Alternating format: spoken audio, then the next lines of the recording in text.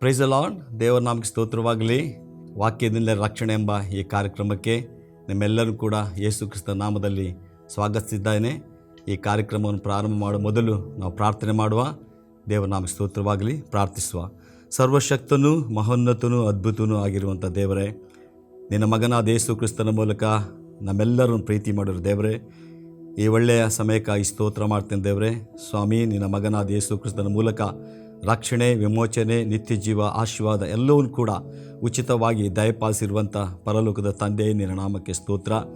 ಈ ದಿನ ನಿನ್ನ ವಾಕ್ಯವನ್ನು ಸಾರುವಾಗ ಪವಿತ್ರಾತ್ಮ ದೇವರೇ, ಈ ಒಂದು ಕಾರ್ಯಕ್ರಮವನ್ನು ವೀಕ್ಷಿಸುವಂಥ ಕೇಳುವಂಥ ಎಲ್ಲ ಜನರ ಹೃದಯದಲ್ಲಿ ನೀನು ಕಾರ್ಯ ಸಾಧಿಸಬೇಕಾ ಬೇಡಿಕೊಳ್ತೇನೆ. ಎಲ್ಲರಲ್ಲಿ ಸ್ವಾಮಿ ನಿನ್ನ ಚಿತ್ತ, ನಿನ್ನ ಆಲೋಚನೆಗಳು ನೆರವೇರಲಿ ಎಂಬುದ ಪ್ರಾರ್ಥನೆ ಮಾಡ್ತಾ ಈ ಕಾರ್ಯವನ್ನು ನಿನ್ನ ಹಸ್ತಕ್ಕೆ ಒಪ್ಪಿಸ್ಕೊಡ್ತಾ ಯೇಸು ಕ್ರಿಸ್ತನ ನಾಮದಲ್ಲಿ ಬೇಡಿದ್ದೇವೆ ತಂದೆ, ಆಮೇನ್. ದೇವರ ನಾಮಕ್ಕೆ ಸ್ತೋತ್ರವಾಗಲಿ. ವಾಕ್ಯದಿಂದಲೇ ರಕ್ಷಣೆ ಎಂಬ ಈ ಕಾರ್ಯಕ್ರಮದಲ್ಲಿ ವೀಕ್ಷಣೆ ಮಾಡ್ತಿರುವಂಥ ನಿಮ್ಮೆಲ್ಲರನ್ನು ಮತ್ತೊಂದು ಸಾರಿ ವಂದಿಸ್ತಾ, ದೇವರು ಕ್ರಿಸ್ತನ ಮೂಲಕ ನಮಗೆ ಕೊಟ್ಟಿರುವಂಥ, ಜಗತ್ತಿಗೆ ಕೊಟ್ಟಿರುವಂಥ ರಕ್ಷಣೆಗಾಗಿ ನಾವು ನಿಜವಾಗಿ ಕೂಡ ಸಂತೋಷ ಪಡ್ತೇವೆ. ದೇವರು ನಿಜವಾಗಿ ಕೂಡ ಕೃಪಾಭರಿತನು, ಆತನು ಪ್ರೀತಿ ಸ್ವರೂಪನಾಗಿದ್ದಾನೆ, ಆತನು ಕರುಣಾಸಾಗರನು ಮತ್ತು ನಮ್ಮನ್ನು ನಿಮ್ಮನ್ನು ಯಾವಾಗಲೂ ಕೂಡ ಆಶೀರ್ವಾದ ಮಾಡಲಿಕ್ಕೆ ಅಥವಾ ಪ್ರಸನ್ನ ಮುಖವನ್ನು ನೋಡಲಿಕ್ಕೆ ಆತನು ಇಷ್ಟಪಡೋ ದೇವರಾಗಿದ್ದಾನೆ. ಯಾಕೆಂದರೆ ಆತನೇ ನನ್ನನ್ನು, ನಮ್ಮೆಲ್ಲರನ್ನು ಕೂಡ ಸೃಷ್ಟಿ ಮಾಡಿರುವಂಥ ದೇವರು. ಸೃಷ್ಟಿ ಮಾಡಿದ ದೇವರು ಆತನು ಆತನ ಮೂಲಕ ಸೃಷ್ಟಿಸಲ್ಪಟ್ಟಂಥ ನಮ್ಮೆಲ್ಲರನ್ನು ಕೂಡ ಆಶೀರ್ವಾದ ಮಾಡಲಿಕ್ಕೆ ಯಾವಾಗಲೂ ಕೂಡ ಆತನು ಎದುರು ನೋಡುವಂಥ ವ್ಯಕ್ತಿಯಾಗಿದ್ದಾನೆ. ಆತನು ದೇವರಾಗಿದ್ದಾನೆ. ತಾನು ಸೃಷ್ಟಿ ಮಾಡಿದ ಎಲ್ಲ ಮನುಷ್ಯರನ್ನು ಪರಿಪೂರ್ಣವಾಗಿ ಪ್ರೀತಿಸುವವನು ಮತ್ತು ಅವರ ಜೀವನದಲ್ಲಿ ಬೇಕಾಗುವ ಎಲ್ಲವನ್ನು ಕೂಡ ಒದಗಿಸಿಕೊಡುವ ಆತನಾಗಿದ್ದಾನೆ. ಮತ್ತು ಆತನಿಗೆ ಅಸಾಧ್ಯವಾದದ್ದು ಒಂದೂ ಇಲ್ಲ. ಮನುಷ್ಯರ ಜೀವನದಲ್ಲಿ ಬೇಕಾದ ಎಲ್ಲ ಸಹಾಯ, ಎಲ್ಲ ಆಶೀರ್ವಾದಗಳನ್ನು, ಅದ್ಭುತಗಳನ್ನು ಮಾಡಲಿಕ್ಕೆ ಆತನು ಶಕ್ತನಾಗಿದ್ದಾನೆ. ಮತ್ತು ದೇವರು ಮನುಷ್ಯರನ್ನು ಪ್ರೀತಿ ಮಾಡ್ತಾನೆ, ಆದರೆ ಪಾಪವನ್ನು ಮಾತ್ರ ಆತನು ದ್ವೇಷಿಸುವಂಥ ಅಥವಾ ಇಷ್ಟಪಡುವುದೇ ಇಲ್ಲ ಪ್ರೇರೆ. ಯಾಕೆಂದರೆ ಆತನು ಪರಿಶುದ್ಧನಾದ ದೇವರಾಗಿದ್ದಾನೆ. ಕೋಟ್ಯಾನುಕೋಟಿ ಪರಿಶುದ್ಧ ದೇವದೂತರ ಮೂಲಕ ಆರಾಧನೆ ಹೊಂದುತ್ತಿರುವ ಕರ್ತನಾಗಿದ್ದಾನೆ. ಆದ ಕಾರಣ ಆತನು ಮನುಷ್ಯರನ್ನು ಪ್ರೀತಿ ಮಾಡ್ತಾನೆ, ಆದರೆ ಪಾಪವನ್ನು ಆತನು ದ್ವೇಷಿಸುವಂಥ ಅಥವಾ ಇಷ್ಟಪಡದಂಥ ದೇವರಾಗಿದ್ದಾನೆ. ಅಂದರೆ ಆತನ ಪರಿಶುದ್ಧತೆಯ ಮುಂದೆ ಯಾವ ಪಾಪ ಕೂಡ ವ್ಯಕ್ತಿ ನಿಂತುಕೊಳ್ಳಿಕ್ಕೆ ಆಗುವುದಿಲ್ಲ. ಅಂಥ ಪರಿಶುದ್ಧನಾದ ದೇವರಾಗಿದ್ದಾನೆ. ಮತ್ತು ಈ ದೇವರು ಇಷ್ಟಪಡದಂಥ ಪಾಪವನ್ನು ಮನುಷ್ಯರು ಯಾವಾಗಲೂ ಬೇರೆ ಬೇರೆ ವಿಧದಲ್ಲಿ ಪಾಪ ಮಾಡಿ ದೇವರಿಗೆ ಇಷ್ಟವಾಗದ ಕಾರಣ ಮಾಡೋದರ ಮೂಲಕ ದೇವರಿಂದ ಬರುವಂಥ ಆಶೀರ್ವಾದಗಳನ್ನು ಅವರು ಹೊಂದಿಕೊಳ್ಳದೆ ತಡೆಯಾಗಿ ಅವರು ಈ ಲೋಕದಲ್ಲಿ ಎಷ್ಟೋ ಜನರು ವ್ಯಥೆ, ಬಾಧೆ, ಕಷ್ಟ, ಸಮಸ್ಯೆಗಳಲ್ಲಿ ದಾಟಿ ಹೋಗುವುದನ್ನು ನಾವು ನೋಡ್ತೇವೆ ಪ್ರೇರೆ. ಆದರೆ ದೇವರು ಪಾಪಕ್ಕೆ ಕಾರಣನಲ್ಲ. ಪಾಪ ಮಾಡಲಿಕ್ಕೆ ದೇವರು ಎಂದಿಗೂ ಪ್ರೇರೇಪಣೆ ಕೊಡುವುದಿಲ್ಲ. ಪಾಪದ ಕಾರ್ಯಗಳಿಗೆ ಆತನು ಎಂದಿಗೂ ಸಂಬಂಧಪಟ್ಟವನಲ್ಲ. ಯಾಕೆಂದರೆ ಆತನು ಪರಿಶುದ್ಧನಾಗಿದ್ದಾನೆ. ಆದರೆ ಸೈತಾನನು ಈ ಲೋಕದಲ್ಲಿ ಅನೇಕ ವ್ಯಕ್ತಿಗಳನ್ನು ಮೋಸ ಮಾಡ್ತಾ ಅವರ ಜೀವಿತಗಳನ್ನು ಕೆಡವಿ ಹಾಕಿ ದೇವರಿಂದ ದೂರ ಮಾಡಿ ದೇವರಿಂದ ಬರುವಂಥ ಆಶೀರ್ವಾದಗಳನ್ನು, ನಿತ್ಯ ಜೀವವನ್ನು ಅವರು ಬಾಧ್ಯವಾಗಿ ಹೊಂದಿಕೊಳ್ಳಬಾರದೆಂಬುದಾಗಿ ಅನೇಕ ವಿಧದಲ್ಲಿ ಜನರನ್ನು ಮೋಸ ಮಾಡ್ತಿದ್ದಾನೆ ಪ್ರೇಯರ್. ಆದರೆ ದೇವರಿಗೆ ಸ್ತೋತ್ರ, ದೇವರು ಮಾತ್ರ ಪ್ರತಿ ಮನುಷ್ಯನನ್ನು ಪ್ರೀತಿ ಮಾಡಿ ಅವನಿಗೆ ಒಳ್ಳೆಯದನ್ನು ಮಾಡಬೇಕೆಂಬುದಾಗಿ ಆತನು ಇಷ್ಟಪಡುವ ಆತನಾಗಿದ್ದಾನೆ. ಅದಕ್ಕೆ ನಾವು ಯೆಶಾಯನ ಬರೆದ ಗ್ರಂಥ ನಾವು 43ನೇ ಸಂಧಿ ಮತ್ತು 25ನೇ ವಚನದಲ್ಲಿ ನಾವು ನೋಡುವಾಗ, ನನಗಾಗಿ ನಾನೇ ನನಗೋಸ್ಕರ ನಿನ್ನ ದ್ರೋಹಗಳನ್ನು ಅಳಿಸಿಬಿಡುತ್ತೇನೆ, ನಿನ್ನ ಪಾಪಗಳನ್ನು ನನ್ನ ನೆನಪಿನಲ್ಲಿಡೆನು, ನನಗೆ ಜ್ಞಾಪಕ ಮಾಡು ಎಂಬುದಾಗಿ. ನೋಡಿ, ದೇವರು ಎಷ್ಟು ಒಳ್ಳೆಯವನೆಂದರೆ ಆತನು ಹೇಳುವಂಥ ಮಾತು, ನಿನ್ನ ದೋಷಗಳಿಂದ ನನ್ನನ್ನು ಬೇಸರಗೊಳಿಸಿದ್ದಿ, ನನಗಾಗಿ ನಾನೇ ನನಗೋಸ್ಕರ ನಿನ್ನ ದ್ರೋಹಗಳನ್ನು ಅಳಿಸಿ ಬಿಡ್ತೇನೆ ಎಂಬುದಾಗಿ. ನೋಡಿ, ದೇವರು ಹೇಳ್ತಾನೆ, ನೀನು ಪಾಪ ಮಾಡೋದ್ರ ಮೂಲಕ, ದೋಷ ಮಾಡೋದ್ರ ಮೂಲಕ ನನ್ನನ್ನು ಬೇಸರಗೊಳಿಸಿದೆ ಎಂಬುದಾಗಿ ಸೃಷ್ಟಿ ಮಾಡಿದ ದೇವರು ಹೇಳುವಂಥ ಮಾತು ಪ್ರೇರೆ. ಬೇಸರಗೊಳಿಸಿದ್ದಿ, ಆದರೆ ನಾನೊಂದು ಕಾರ್ಯ ಮಾಡ್ತೇನೆ. ಏನಂದರೆ, ನನಗಾಗಿ ನಾನೇ ನನಗೋಸ್ಕರ ನಿನ್ನ ದ್ರೋಹಗಳನ್ನು ಅಳಿಸಿ ಬಿಡ್ತೇನೆ ಎಂಬುದಾಗಿ. ಪಾಪ ಮಾಡಿದ್ದು ನಾವು, ದ್ರೋಹ ಮಾಡೋದು ನಾವು, ದೇವರಿಗೆ ವಿರುದ್ಧವಾಗಿ ನಡ್ಕೊಳ್ಳೋದು ನಾವು. ಆದರೆ ದೇವರು ಹೇಳುವಂಥದ್ದು, ನಾನೇ ನನಗೋಸ್ಕರ ನಿನ್ನ ದ್ರೋಹಗಳನ್ನು ಅಳಿಸಿ ಬಿಡುತ್ತೇನೆ, ನಿನ್ನ ಪಾಪಗಳನ್ನು ನನ್ನ ನೆನಪಿನಲ್ಲಿ ಇಡುವುದೇ ಇಲ್ಲ ಎಂಬುದಾಗಿ. ನಿನ್ನ ಪಾಪಗಳನ್ನು, ನನ್ನ ಪಾಪಗಳನ್ನು ದೇವರು ಹೇಳ್ತಾನೆ, ನಾನು ಅಳಿಸಿ ಬಿಡ್ತೇನೆ. ಅಷ್ಟು ಮಾತ್ರವಲ್ಲ, ಅದನ್ನು ನೆನಪಿಗೆ ಕೂಡ ಇಡುವುದಿಲ್ಲ, ನನಗೆ ಜ್ಞಾಪಕ ಪಡಿಸು. ದೇವರು ಹೇಳಿದ ನಂತರ ಹೇಳ್ತಾನೆ, ಈ ಮಾತು ನಿಮಗೆ ಹೇಳಿದ್ದೇನಲ್ಲ, ನನಗೆ ಯಾವಾಗಲೂ ಕೂಡ ಜ್ಞಾಪಕ ಮಾಡಿಕೊ, ಯಾಕಂದರೆ ನಾನು ನುಡಿದದನ್ನು ನೆರವೇರಿಸ್ತೇನೆ ಎಂಬುದಾಗಿ. ನೋಡಿ, ಪಾಪ ಮಾಡಿದಾಗ ಮನುಷ್ಯನಿಗೆ ಶಿಕ್ಷೆ ಬರಲೇಬೇಕು ಪ್ರಿಯರೇ. ಪಾಪದ ಶಿಕ್ಷೆ ಮರಣ ಎಂಬುದಾಗಿ ಬೈಬಲ್ ವಾಕ್ಯ ಹೇಳ್ತಾರೆ. ಪಾಪದ ಶಿಕ್ಷೆ ಸಂಕಟಗಳು, ದುಃಖಗಳು, ಕಣ್ಣೀರು, ಅನಾರೋಗ್ಯ, ಸೋಲು ಎಲ್ಲ ಕೂಡ ಪಾಪಕ್ಕೆ ಬರತಕ್ಕಂಥ ಒಂದು ಪ್ರತಿಫಲವಾಗಿದೆ. ಆದರೆ ದೇವರು ಅಂಥ ಪ್ರತಿಫಲವನ್ನು ಕೊಡಲಿಕ್ಕೆ ಇಷ್ಟಪಡದೆ ಅವ್ರು ಹೇಳ್ತಾನೆ, ನಾನೇ ನಿನಗೋಸ್ಕರ ದ್ರೋಹಗಳನ್ನು ಅಳಿಸಿ ಬಿಡುತ್ತೇನೆ, ನಿನ್ನ ಪಾಪಗಳನ್ನು ನಾನು ಎಂದಿಗೂ ಲೆಕ್ಕಕ್ಕೆ ತರುವುದಿಲ್ಲ ಎಂಬುದಾಗಿ. ಅಷ್ಟು ಹೇಳಿ ದೇವರು ಅಳಿಸಿ ಬಿಡುವುದು ಮಾತ್ರವಲ್ಲ, ದ್ರೋಹಗಳಿಂದ ಬಿಡುಗಡೆ ಮಾಡೋದು ಮಾತ್ರವಲ್ಲ, ಮತ್ತು ಉಚಿತವಾಗಿ ಆತನು ಮಾಡುವಂಥದ್ದು ಅದು ನಮ್ಮಿಂದ ಅಲ್ಲ, ಆತನೇ ಮಾಡ್ತಾನೆ ಹೇಳಿದ್ದಾನೆ. ಮತ್ತು ಕೆಳಗೆ ಬರೆಯುತ್ತಾ ಬರುವಾಗ ಯೆಶಾಯನ ಬರೆದ ಗ್ರಂಥ 44ನೇ ಸಂಧಿ 3ನೇ ವಚನದಲ್ಲಿ ಕೂಡ ದೇವರು ಹೀಗೆ ಹೇಳ್ತಾನೆ ಪ್ರಿಯರೇ, ಬತ್ತಿದ ಭೂಮಿಯಲ್ಲಿ ಮಳೆಗೆರೆದು ಒಣ ನೆಲದಲ್ಲಿ ಕಾಲುವೆಗಳನ್ನು ಹರಿಸುವೆನು, ನಿನ್ನ ಸಂತಾನದವರಲ್ಲಿ ನನ್ನ ಆತ್ಮವನ್ನು, ನಿನ್ನ ಸಂತತಿಯವರ ಮೇಲೆ ನನ್ನ ಆಶೀರ್ವಾದವನ್ನು ಸುರಿಸುವೆನು. ಅಷ್ಟು ಮಾತ್ರವಲ್ಲ, ನೀರಿನ ಕಾಲುವೆಗಳ ಬಳಿಯಲ್ಲಿ ಹಸಿರು ಹುಲ್ಲಿನ ನಡುವೆ ಬೆಳೆಯುವ ನಿರವಂಜಿಗಳಂತೆ ವೃದ್ಧಿ ಮಾಡ್ತೇನೆ ಅಥವಾ ವೃದ್ಧಿಯಾಗುವರೆಂಬುದಾಗಿ ದೇವರು ಪಾಪದಿಂದ ಬಿಡುಗಡೆ ಮಾಡಲಿಕ್ಕೆ ತಾನೇ ಆಲೋಚನೆ ಮಾಡಿಕೊಂಡಿದ್ದಾನೆ. ಅಷ್ಟು ಮಾತ್ರವಲ್ಲ, ಮನುಷ್ಯನ ಜೀವನದಲ್ಲಿ ಕಳ್ಕೊಂಡಂಥ ಎಲ್ಲ ಆಶೀರ್ವಾದಗಳನ್ನು ಆತನು ಕೊಡಲಿಕ್ಕೆ ಆತನ ಆಶೀರ್ವಾದ ಮಾತುಗಳನ್ನು ಕೂಡ ತನ್ನ ವಾಕ್ಯದಲ್ಲಿ ಬರೆದಿದ್ದಾನೆ ಪ್ರಿಯರೇ. ಅದೇನೆಂದರೆ, ಬತ್ತಿದ ಭೂಮಿಯಲ್ಲಿ ಮಳೆಗೆರೆದು ಒಣ ನೆಲದಲ್ಲಿ ಕಾಲುವೆಗಳನ್ನು ಹರಿಸುವೆನು, ನಿನ್ನ ಸಂತಾನದವರಲ್ಲಿ ನನ್ನ ಆತ್ಮವನ್ನು, ನಿನ್ನ ಸಂತತಿಯವರ ಮೇಲೆ ನನ್ನ ಆಶೀರ್ವಾದವನ್ನು ಸುರಿಸುವೆನು. ಎಂಥ ಆಶೀರ್ವಾದ ಅಂದರೆ, ನೀರಿನ ಕಾಲುವೆಗಳ ಬಳಿಯಲ್ಲಿ ಹಸಿರು ಹುಲ್ಲಿನ ನಡುವೆ ಬೆಳೆಯುವ ನಿರವಂಜಿಗಳಂತೆ ವೃದ್ಧಿಪಡಿಸ್ತೇನೆ ಎಂಬುದಾಗಿ. ಅಂದರೆ ಸದಾ ಕಾಲಕ್ಕೂ ದೇವರು ನಾನು ನಿನ್ನನ್ನು ಆಶೀರ್ವಾದ ಮಾಡ್ತೀನಿ. ನೀನು ಬತ್ತಿದ ಭೂಮಿ ಆಗಿರ್ಬೋದು, ಒಣ ನೆಲ ಆಗಿರ್ಬೋದು, ನಮ್ಮ ಜೀವನದಲ್ಲಿ ಏನು ಎಲ್ಲವನ್ನು ಕಳ್ಕೊಂಡು ಒಂದು ಒಣಗಿ ಹೋದಂಥ ನಶಿಸಿ ಹೋದಂಥ ಜೀವನ ನಮ್ಮದಿರ್ಬೋದು. ಆದರೆ ದೇವರು ಹೇಳ್ತಾನೆ, ಅಲ್ಲಿ ನಾನು ಕಾಲುವೆಗಳನ್ನು ಹರಿಸ್ತೇನೆ ಎಂಬುದಾಗಿ. ಅಂದರೆ ಅದರ ಅರ್ಥ ಏನಂದರೆ, ಒಣಗಿ ಹೋದ ಜೀವಿತಕ್ಕೆ ದೇವರು ಒಂದು ಒಳ್ಳೆಯ ಆಶೀರ್ವಾದಗಳನ್ನು ಹರಿಸುವಂಥ ದೇವರಾಗಿದ್ದಾನೆ. ಪಾಪವಿರುವಾಗ ದೇವರು ಒಳ್ಳೆಯ ಸಂಗತಿಗಳನ್ನು ಮಾಡಲಿಕ್ಕೆ ಆಗುವುದಿಲ್ಲ, ಅಥವಾ ವ್ಯಕ್ತಿ ದೇವರಿಂದ ಒಳ್ಳೆಯದನ್ನು ಹೊಂದಿಕೊಳ್ಳಿಕ್ಕೆ ಆಗುವುದಿಲ್ಲ. ಆದರೆ ದೇವರು ಹೇಳ್ತಾನೆ, ನಾನೇ ಪರಿಹರಿಸ್ತೇನೆ, ನಾನೇ ನಿನಗೆ ಆಶೀರ್ವಾದ ಕೊಡ್ತೇನೆ ಎಂಬುದಾಗಿ. ಮತ್ತು ನಿನ್ನ ಸಂತಾನದವರಲ್ಲಿ ನನ್ನ ಆತ್ಮನ ಇಡ್ತೇನೆ. ನಿನ್ನಲ್ಲಿ ಮಾತ್ರವಲ್ಲ, ನಿನ್ನ ಸಂತಾನವನ್ನು ಅಥವಾ ಮನುಷ್ಯ ಸಂತಾನದ ಮೇಲೆ ದೇವರು ಹೇಳ್ತಾನೆ, ನನ್ನ ಆತ್ಮವನ್ನು ಇಡ್ತೇನೆ, ನಿನ್ನ ಸಂತತಿಯ ಮೇಲೆ ನನ್ನ ಆಶೀರ್ವಾದಗಳನ್ನು ಏನು ಮಾಡ್ತೇನೆ, ಸುರಿಸುತ್ತೇನೆ ಎಂಬುದಾಗಿ. ನೋಡಿ, ದೇವರು ಸಂತಾನದ ಮೇಲೆ, ಜನಾಂಗಗಳ ಮೇಲೆ ಆತನು ಹೇಳ್ತಾನೆ, ನನ್ನ ಆಶೀರ್ವಾದಗಳನ್ನು ಸುರಿಸುತ್ತೇನೆ. ಎಂಥ ಆಶೀರ್ವಾದ ಅಂದರೆ, ನೀರಿನ ಕಾಲುವೆಗಳ ಬಳಿಯಲ್ಲಿ ಹಸಿರು ಹುಲ್ಲಿನ ನಡುವೆ ಬೆಳೆಯುವ ನಿರವಂಜಿಗಳಂತೆ ವೃದ್ಧಿಯಾಗುವಂಥ, ಅಂದರೆ ಕಾಲುವೆ ಬಳಿಯಲ್ಲಿ ನೆಡಲ್ಪಟ್ಟಂಥ ಮರ ಇರ್ಬೋದು, ಗಿಡ ಇರ್ಬೋದು, ಅದು ಎಂದಿಗೂ ಬಾಡಿ ಹೋಗುವುದಿಲ್ಲ ಪ್ರಿಯರೇ.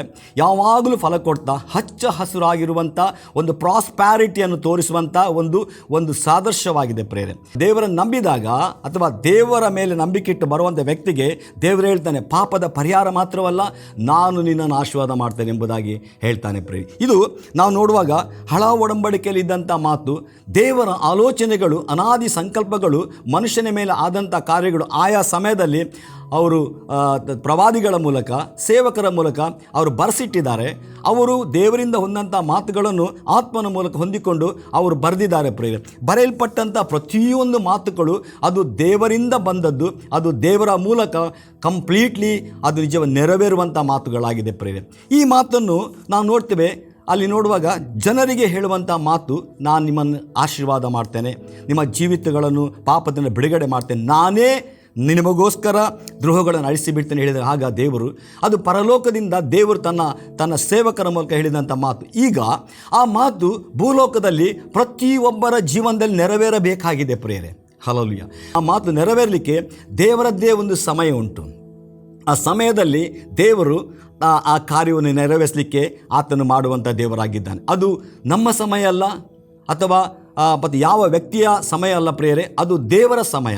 ಅದಕ್ಕೆ ಬೈಬಲ್ ವಾಕ್ಯ ಹೇಳ್ತಾರೆ, ಕಾಲವು ಪರಿಪೂರ್ಣವಾದಾಗ ದೇವರು ತನ್ನ ಮಗನಾದ ಯೇಸುವನ್ನು ಈ ಲೋಕಕ್ಕೆ ಕಳಿಸಿಕೊಟ್ಟನೆಂಬುದಾಗಿ. ಕಾಲವು ಪರಿಪೂರ್ಣವಾದಾಗ ಅಂದರೆ ಆ ದೇವರು ಏನು ಲೋಕಕ್ಕೆ ಮಾಡಬೇಕು ಅಥವಾ ಪಾಪದ ಪರಿಹಾರವನ್ನು ಮಾಡಬೇಕು, ನಂಬಿದವರಿಗೆ ವಿಶೇಷವಾದ ಆಶೀರ್ವಾದವನ್ನು ಕೊಡಬೇಕೆಂಬುದಾಗಿ ದೇವರ ಆಲೋಚನೆಗಳನ್ನು 2024 ವರ್ಷಗಳ ಹಿಂದೆ ಆತನು ತನ್ನ ಮಗನಾದ ಯೇಸು ಕ್ರಿಸ್ತನ ಮೂಲಕ ನೆರವೇರಿಸಲಿಕ್ಕೆ ಆತನು ಅನಾದಿಯಿಂದಲೇ ಸಂಕಲ್ಪ ಮಾಡಿದ. ಪಾಪ ಮಾಡಿದ ಮನುಷ್ಯನು, ದೇವರಿಂದ ದೂರ ಹೋದ ಮನುಷ್ಯನು, ಆತನು ಹಾಗೇ ಇರುವಂಥದ್ದು ದೇವರಿಗೆ ಇಷ್ಟವಲ್ಲ. ಆತನು ದೇವರಿಂದ ಬರುವಂಥ ಆಶೀರ್ವಾದವನ್ನು ಹೊಂದಿ ಸುಖವಾಗಿ ಬಾಳಬೇಕು. ಅಷ್ಟು ಮಾತ್ರವಲ್ಲ, ಈ ಲೋಕದಲ್ಲಿ ಪ್ರತಿಯೊಬ್ಬ ಮನುಷ್ಯನು ಈ ಲೋಕವನ್ನು ಆತ ತ್ಯಜಿಸಲೇಬೇಕಲ್ಲ ಒಂದಲ್ಲ ಒಂದು ದಿನ. ಆದರೆ ಕೊನೆಗೆ ನೋಡುವಾಗ ನಿತ್ಯ ಜೀವ ಎರಡುಂಟು, ನರಕ ಮತ್ತು ಸ್ವರ್ಗ ಎಂಬುದಾಗಿ. ನಿತ್ಯ ಜೀವ, ನಿತ್ಯ ನರಕ. ಆದರೆ ದೇವರು ಪ್ರತಿಯೊಬ್ಬ ಮನುಷ್ಯನಿಗೆ ನರಕವನ್ನು ಸಿದ್ಧ ಮಾಡಿರಲಿಲ್ಲ, ಪ್ರತಿಯೊಬ್ಬ ಮನುಷ್ಯನಿಗೆ ನಿತ್ಯ ಜೀವವನ್ನು ಆತನು ಸಿದ್ಧ ಮಾಡಿದ. ಅಂದರೆ ತನ್ನ ಸಂಗಡ ಇರಲಿಕ್ಕಾಗಿ ಆತನು ಮನುಷ್ಯನ ಉಂಟು ಮಾಡಿದ್ದಾನೆ ಮತ್ತು ಅವರಿಗಾಗಿ ನಿತ್ಯ ಜೀವನ ಸಿದ್ಧ ಮಾಡಿದ್ದಾನೆ. ಆದರೆ ನರಕವೆಂಬುದು ಉಂಟು, ಅದು ಸೈತಾನನಿಗೂ ಆತನ ದೂತರಿಗೂ, ಅಂದರೆ ದೇವರಿಗೆ ವಿರೋಧವಾಗಿರುವಂಥ ಆ ಸೈತಾನನಿಗೂ ಆತನ ದೂತರಿಗೆ ಮಾಡಿಟ್ಟಿದ್ದ ವಿನ ಮನುಷ್ಯರಿಗಲ್ಲ ಪ್ರೇರೆ. ಆದರೆ ಈ ಮನುಷ್ಯನು ದೇವರ ಆಶೀರ್ವಾದ ಹೊಂದಿಕೊಳ್ಳಬೇಕು, ಆತನ ನಿತ್ಯ ಜೀವಕ್ಕೆ ಬಾಧ್ಯಸ್ಥನಾಗಬೇಕು. ಹಾಗಾದರೆ ದೇವರು ಹೇಳಿದ್ದಾನೆ, ನಾನು ಆರಂಭದಲ್ಲಿ ಹೇಳಿದೆ, ನಾನೇ ನನಗೋಸ್ಕರ ನಿನ್ನ ದ್ರೋಹವನ್ನು ಅಳಿಸಿಬಿಡ್ತೇನೆ, ನಿನ್ನ ಪಾಪಗಳನ್ನು ನನ್ನ ನೆನಪಿನಲ್ಲಿ ಇಡೇನೆ ಎಂಬುದಾಗಿ. ಆದರೆ ಪಾಪ ಮಾಡಿದ ವ್ಯಕ್ತಿ ಅದು ಪಾಪದ ಪರಿಹಾರ ಆತನಿಗೆ ಆಗಲೇಬೇಕು ಪ್ರೇರೆ. ಪಾಪದ ಪರಿಹಾರ ಆಗದೆ ಆತನು ನಿತ್ಯ ಜೀವನ ಹೊಂದಿಕೊಳ್ಳಿಕ್ಕೆ ಆಗುವುದಿಲ್ಲ. ಪರಿಶುದ್ಧವಾದ ದೇವರ ಸಮ್ಮುಖದಲ್ಲಿ ಆತನಿಗೆ ಹೋಗಲಿಕ್ಕೆ ಆಗುವುದಿಲ್ಲ. ಮತ್ತು ಪಾಪ ಮಾಡಿದ ವ್ಯಕ್ತಿ ದೇವರಿಂದ ಆಶೀರ್ವಾದಗಳನ್ನು ಹೊಂದಿಕೊಳ್ಳುವಂಥದ್ದು ಆಗುವುದಿಲ್ಲ. ಯಾಕಂದರೆ ಪಾಪ ಮಾಡಿದ ವ್ಯಕ್ತಿ ದೇವರಿಂದ ಆಶೀರ್ವಾದ ಹೊಂದಿಕೊಂಡ್ರೆ ನಿಜವಾಗಿ ಕೂಡ ಪಾಪ ಮಾಡಿದ ವ್ಯಕ್ತಿಗೆ ಮತ್ತು ದೇವರ ಮೇಲೆ ನಂಬಿಕೆ ಇರುವುದಿಲ್ಲ. ಹಲ್ಲೆಲೂಯಾ. ಮತ್ತು ದೇವರ ಮುಂದೆ ಹೇಗೆ ಬೇಕಾದ್ರೂ ಜೀವಿಸಬೇಕೆಂಬುದಾಗಿ ಆತನು ಜೀವಿಸ್ತಾನೆ. ಆದರೆ ದೇವರ ಇಷ್ಟ ಏನಂದರೆ, ನಾನು ನಿನ್ನ ಪಾಪವನ್ನು ಪರಿಹರಿಸ್ತೇನೆ ಎಂಬುದಾಗಿ ಆತನು ಮಾಡಿದಂಥ ಆಲೋಚನೆಗಳನ್ನು, ನಿರ್ಧಾರವನ್ನು, ಸಂಕಲ್ಪವನ್ನು 2024 ವರ್ಷಗಳ ಹಿಂದೆ ತನ್ನ ಮಗನಾದ ಯೇಸು ಕ್ರಿಸ್ತನ ಮೂಲಕ ಈ ಭೂಲೋಕದಲ್ಲಿ ಆ ಸಂಕಲ್ಪವನ್ನು, ಚಿತ್ತವನ್ನು ನೆರವೇರಿಸಿದ್ದಾನೆ ಪ್ರೇರೆ. ಅದು ಹೇಗೆಂದರೆ ನಾವು ನೋಡ್ತೇವೆ 2 ಕೊರಿಂಥ 5ನೇ ಸಂಧಿ 21ನೇ ವಚನದಲ್ಲಿ ಬರೆಯಲ್ಪಟ್ಟಂಥ ಮಾತನ್ನು ನೋಡುವಾಗ, ನಾವು ಆತನಲ್ಲಿ ದೇವರಿಗೆ ಸಮರ್ಪಕವಾದ ನೀತಿ ಸ್ವರೂಪಿಗಳಾಗುವಂತೆ ದೇವರು ಪಾಪ ಜ್ಞಾನವಿಲ್ಲದ ಆತನನ್ನು ನಮಗೋಸ್ಕರ ಪಾಪ ಸ್ವರೂಪಿಯಾಗಿ ಮಾಡಿದನೆಂಬುದಾಗಿ. ಇಲ್ಲಿ ನೋಡುವಾಗ ನಾವು ಆತನಲ್ಲಿ, ಅಂದರೆ ಕ್ರಿಸ್ತನಲ್ಲಿ ದೇವರಿಗೆ ಸಮರ್ಪಕವಾದ ನೀತಿ ಸ್ವರೂಪಿಗಳಾಗುವಂತೆ ದೇವರು ಪಾಪ ಜ್ಞಾನವಿಲ್ಲದಂಥ ಆತನನ್ನು, ಅಂದರೆ ಯೇಸುವನ್ನು ನಮಗೋಸ್ಕರ, ನಮ್ಮೆಲ್ಲರಿಗೋಸ್ಕರ ಪಾಪ ಸ್ವರೂಪಿಯನ್ನಾಗಿ ಮಾಡಿದೆನೆಂಬುದಾಗಿ. ಪ್ರಿಯರೇ, ದೇವರು, ನಾವು ಯೆಶಾಯನ ಗ್ರಂಥದಲ್ಲಿ ನಾವು ನೋಡಿದೆವು 43 ಸಂಧಿ 25 ವಚನದಲ್ಲಿ, ದೇವರೇ ಪಾಪವನ್ನು ಪರಿಹರಿಸ್ತಾನೆ, ದೇವರೇ ಆತನು ಪಾಪವನ್ನು ಲೆಕ್ಕಕ್ಕೆ ತರುವುದಿಲ್ಲ, ಜ್ಞಾಪಕ ಮಾಡಿಕೊಳ್ಳುವುದೆಂದು ಹೇಳಿದ ನಂತರ ಆ ಮಾತನ್ನು ನೆರವೇರಿಸಬೇಕು. ದೇವರು 2 ಮಾತಿನವನಲ್ಲ, ತಾನು ಏನು ನುಡಿದಿದ್ದಾನೋ ಅದು ಆತ ನೆರವೇರಿಸ್ತಾನೆ. ಅದು ಆತನ ಆಲೋಚನೆಗಳು, ಆತನ ಪ್ರೀತಿಯಾಗಿದೆ ಪ್ರಿಯರೇ. ಇಲ್ಲಿ ಆ ಮಾತನ್ನು ನೆರವೇರಿಸೋಕ್ಕೋಸ್ಕರ ದೇವರ ವಾಕ್ಯ ಹೇಳ್ತಾರೆ, ನಾವು ಆತನಲ್ಲಿ, ಹಲ್ಲೆಲೂಯಾ, ನಾವು ಆತನಲ್ಲಿ ದೇವರಿಗೆ ಸರ್ವಶಕ್ತನ ದೇವರಿಗೆ ಸಮರ್ಪಕವಾದ ಅಥವಾ ದೇವರು ಮೆಚ್ಚುವಂಥ, ದೇವರ ಮುಂದೆ ಯೋಗ್ಯರಾಗಿ ನಿಂತುಕೊಳ್ಳುವಂಥ, ದೇವರನ್ನು ಸೇವಿಸುವಂಥ, ದೇವರ ಸಮ್ಮುಖಕ್ಕೆ ಬರತಕ್ಕಂಥ ನೀತಿ ಸ್ವರೂಪಗಳು ಆಗುವಂತೆ ದೇವರೇ ಮಾಡಿದ್ದು. ನೋಡಿ, ದೇವರೇ ಅಂತ ಹೇಳ್ತೇನೆ, ದೇವರೇ ಮಾಡಿ ಪಾಪ ಜ್ಞಾನವಿಲ್ಲದಂಥ ಆತನನ್ನು, ಅಂದರೆ ಯೇಸುವನ್ನು ನಮಗೋಸ್ಕರ ಪಾಪ ಸ್ವರೂಪಿಯಾಗಿ ಮಾಡಿದನು. ನೋಡಿ, ಇವತ್ತು ಪಾಪ ಮಾಡಿದಂಥ ಯಾವ ವ್ಯಕ್ತಿಗೂ ಒಂದು ಆಪ್ಷನ್ ಇದೆ. ಯಾವ ಆಪ್ಷನ್ ಅಂದರೆ, ನಾವು ನೋಡುವಾಗ ಆತನಿಗೆ ಒಂದು ದೇವರು ಟೈಮ್ ಕೊಟ್ಟಿದ್ದಾನೆ ಅಥವಾ ಒಂದು ಅವಕಾಶ ಕೊಟ್ಟಿದ್ದಾನೆ. ಅದೇನೆಂದರೆ, ನಾವು ದೇವರಲ್ಲಿ ನೀತಿ ಸ್ವರೂಪಿಗಳಾಗುವಂತೆ, ದೇವರ ಮುಂದೆ ನಿಂತುಕೊಳ್ಳುವಂತೆ ಮತ್ತು ದೇವರ ಮುಂದೆ ನಿಂತುಕೊಂಡು ಆತನ ಆಶೀರ್ವಾದಗಳು ಬಾಧ್ಯರಾಗುವಂತೆ, ದೇವರ ಮುಂದೆ ಪರಲೋಕದಲ್ಲಿ ನಿಂತುಕೊಳ್ಳುವಂತೆ ಒಂದು ಅವಕಾಶವನ್ನು ಅದು ದೇವರು ತನ್ನ ಮಗನಾದ ಯೇಸು ಕ್ರಿಸ್ತನ ಮೂಲಕ ತಾನು ಹೇಳಿದಾಗೆ ಆತನು ಮಾಡಿದ್ದಾನೆ ಪ್ರೇರೆ. ಅಂದರೆ ದೇವರು ಪಾಪ ಜ್ಞಾನವಿಲ್ಲದಂಥ ಆತನನ್ನು ನಮಗಾಗಿ ಪಾಪ ಸ್ವರೂಪಿಗಳಾಗಿ ಮಾಡಿದ. ಅಂದರೆ ಪ್ರತಿಯೊಬ್ಬ ಮನುಷ್ಯನು ಪಾಪ ಮಾಡಿದ್ದಾನೆ, ಯಾರೂ ಕೂಡ ನೀತಿವಂತರಲ್ಲ. ಪ್ರತಿಯೊಬ್ಬರು ಸಣ್ಣ ದೊಡ್ಡ ಅಪರಾಧ ಪಾಪಗಳನ್ನು ಮಾಡಿ ಈ ಲೋಕದಲ್ಲಿ ಸೈತಾನ ಮೂಲಕ ಶೋಧಿಸಲ್ಪಟ್ಟು ಪಾಪ ಮಾಡ್ತಾ ಇದ್ದಾರೆ ಪ್ರೇರೆ. ಆದರೆ ಪಾಪದ ಪರಿಹಾರ, ಒಬ್ಬ ವ್ಯಕ್ತಿ ತಾನು ಯಾವುದೇ ಒಳ್ಳೆಯ ಕಾರ್ಯಗಳನ್ನು ಮಾಡೋದ್ರ ಮೂಲಕ ಪಾಪದ ಪರಿಹಾರ ಆಗುವುದಿಲ್ಲ.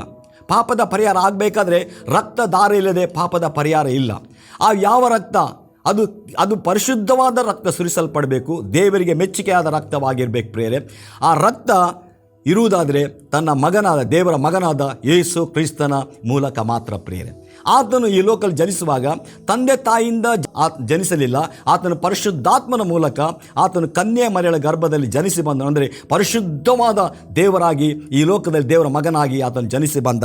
ಆತನು ಪಾಪ ಸ್ವರೂಪಿಯಾದ, ಆತನು ಪಾಪಿ ಅಲ್ಲ, ಆತನು ಪಾಪ ಸ್ವರೂಪನಾಗಿ ಮಾಡಲ್ಪಟ್ಟ. ಯಾಕಂದರೆ ನಮ್ಮೆಲ್ಲರ ಪಾಪವನ್ನು ಆತನ ಮೇಲೆ ದೇವರು ಹಾಕಿದರು. ಯಾರು ಎಷ್ಟೇ ಪಾಪ ಮಾಡಲಿ ಅದಕ್ಕೆ ಶಿಕ್ಷೆ ಆಗಲೇಬೇಕು. ಮತ್ತು ಆತನು ದೇವರಿಂದ ದೂರವಾಗಿ ಇರ್ತಾನೆ.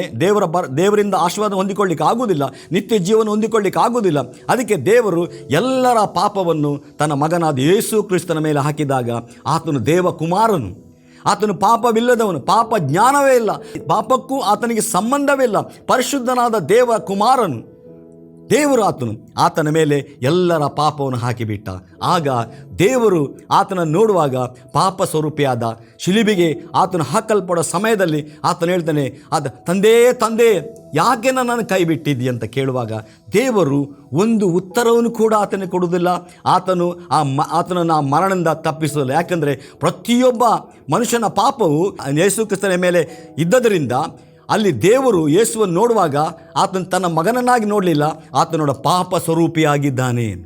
ಪಾಪ ಸ್ವರೂಪಿ ಯಾವಾಗಲೂ ದೇವರಿಂದ ಕೈ ಬಿಡಲ್ಪಟ್ಟ ವ್ಯಕ್ತಿಯಾಗಿರ್ತಾನೆ.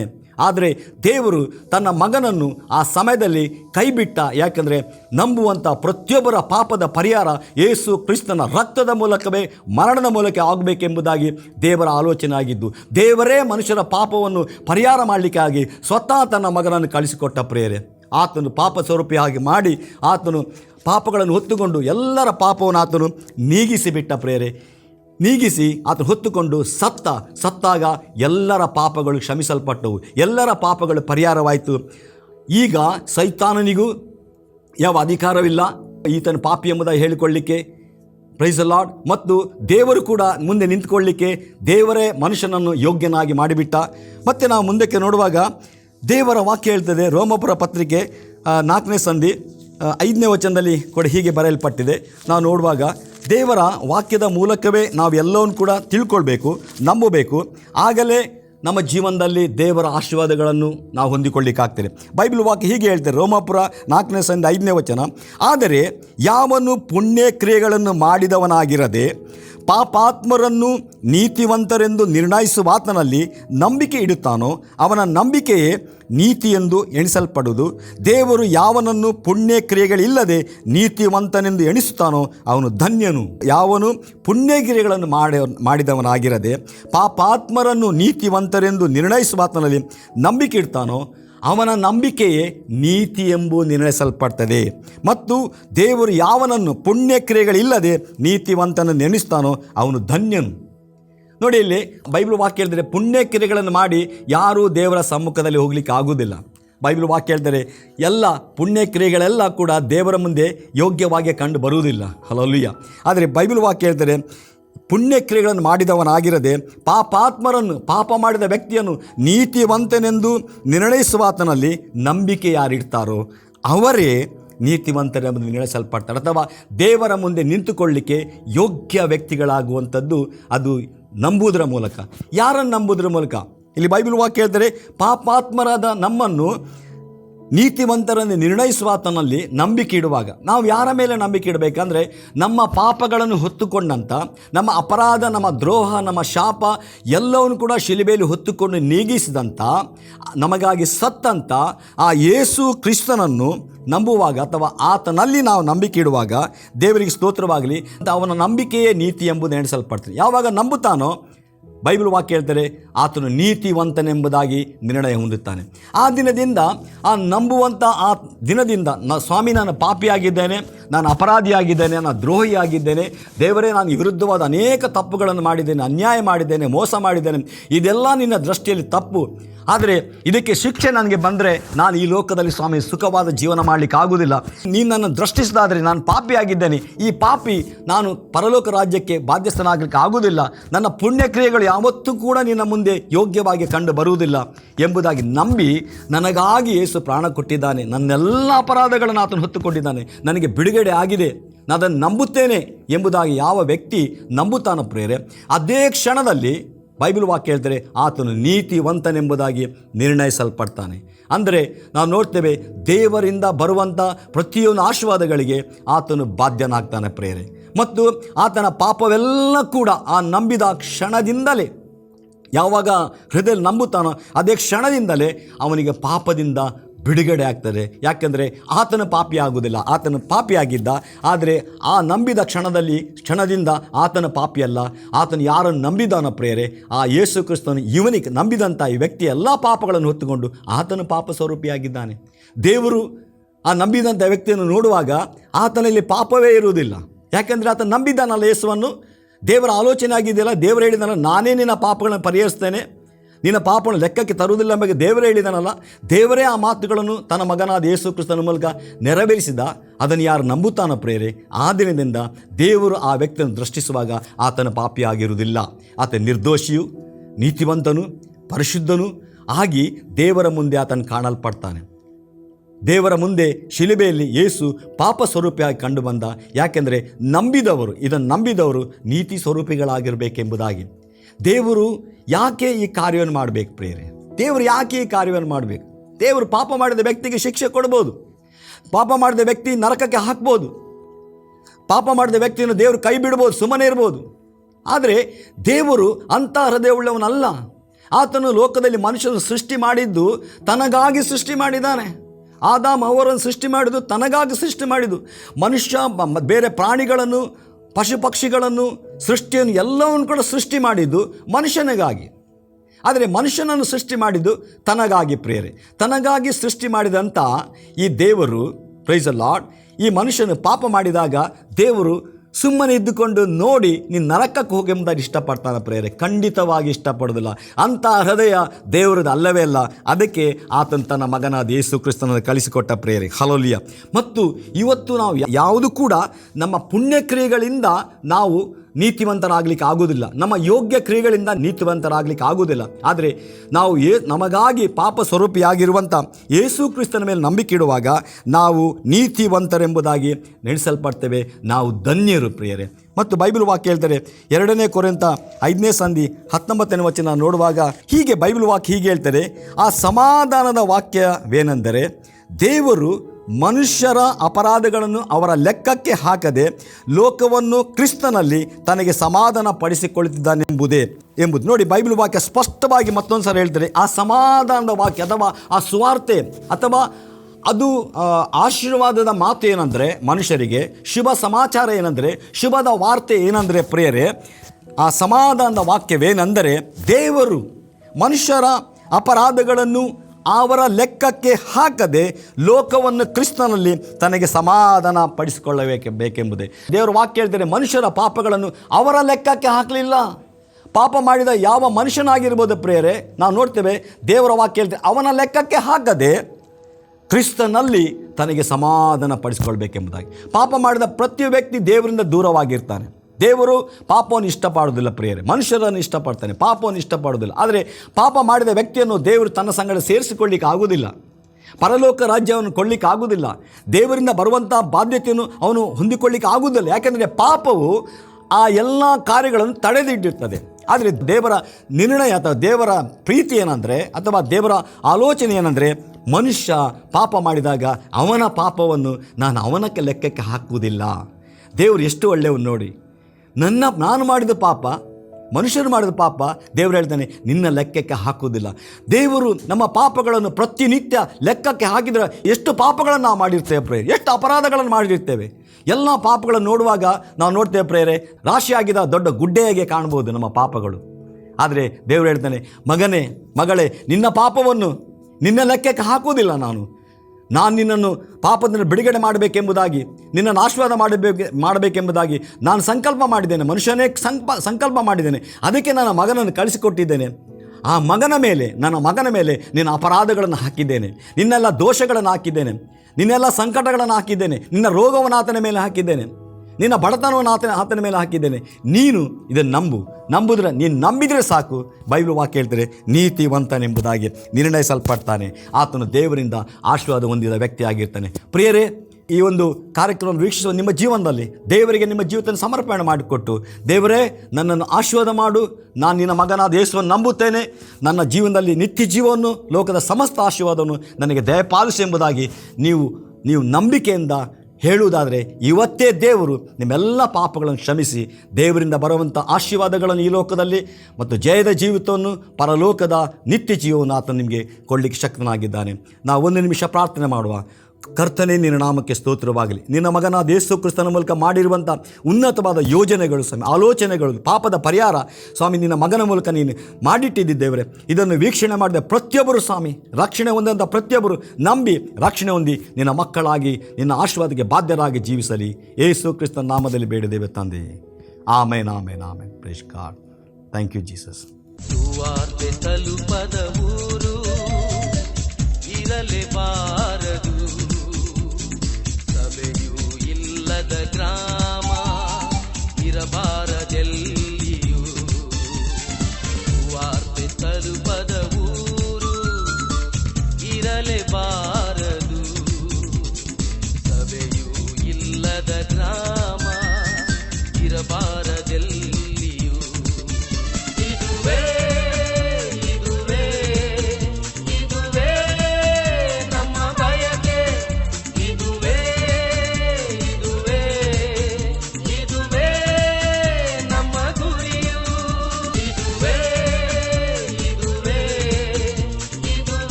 ತಲುಪದ ಊರು ಇರಲೇ